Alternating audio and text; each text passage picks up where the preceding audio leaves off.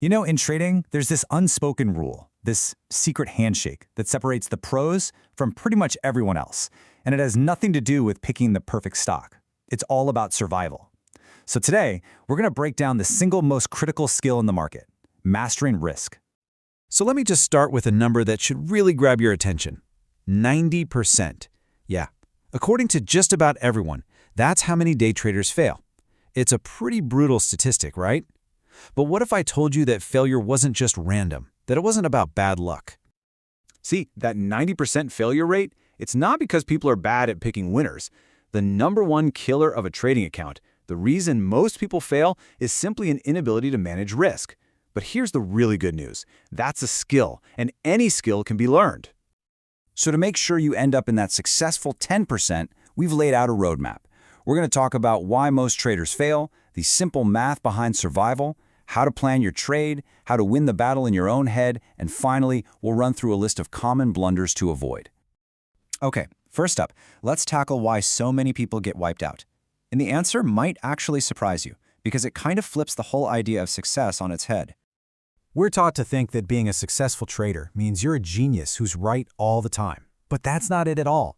Your long-term success isn't defined by your winners. It's defined by how you handle your losers. I mean, think about it. If your winning trades are huge and your losing trades are tiny, you don't actually have to be right that often to make money. The name of the game isn't avoiding losses. It's about making sure they're small. I love this analogy.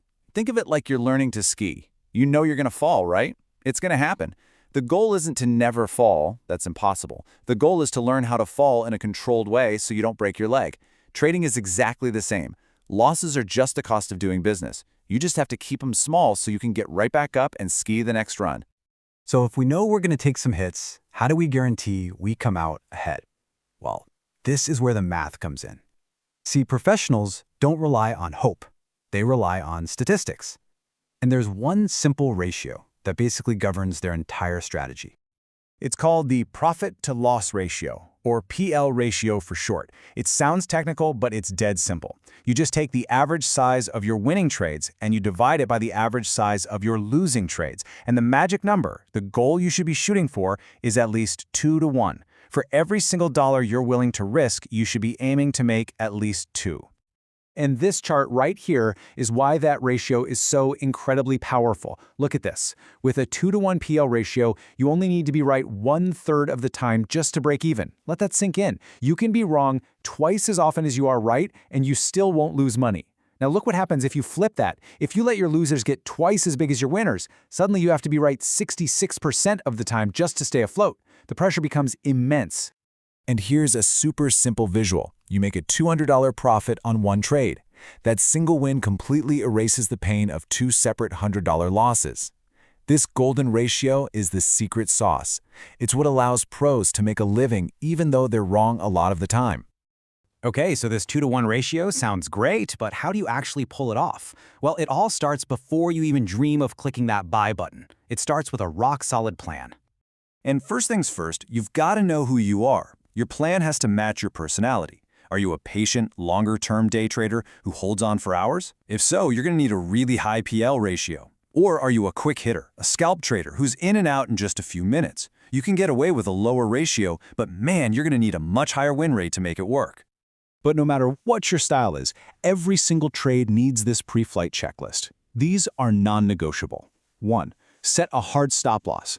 That's the exact price where you admit you were wrong and get out. No questions asked. 2. Define your profit target and make sure it's at least twice as big as your stop loss. And 3, this is the hardest part for everyone. Once you're in the trade, you stick to the plan. No changing your mind, no getting creative. Let me show you a perfect real-world example of why this is so critical. Here's a trade on the stock EYES. The plan was simple: breakout or bailout. If it didn't work immediately, get out. By taking a tiny, disciplined 2-cent loss, the trader completely avoided a catastrophic 40-cent collapse. That is risk management in action. That little 2-cent loss wasn't a failure, it was the price of survival. Of course, having a plan written down is one thing. Actually sticking to it when your real money is on the line and your emotions are going haywire, that's a whole different story.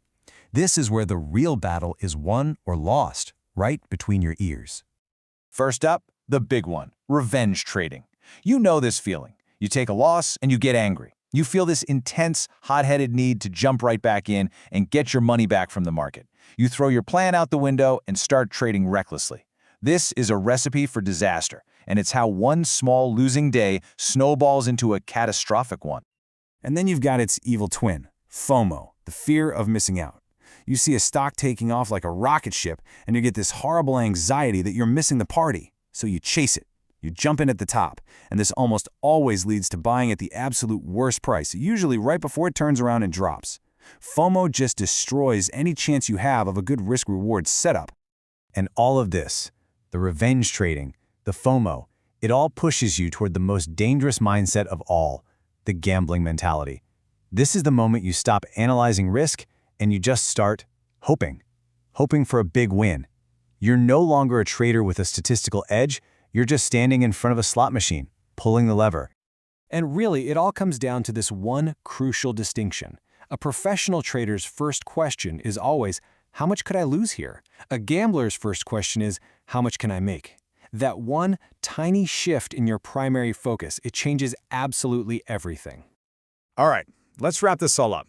I want to give you a quick and dirty checklist of the most common blunders.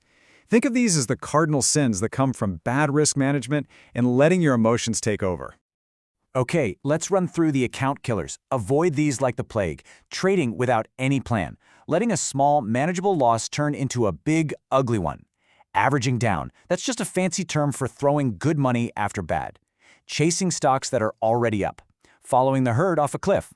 Using way too much leverage, which just magnifies your losses. And finally, trading based on some hot tip you heard instead of your own plan. Every one of these is a symptom of the same disease, broken risk management.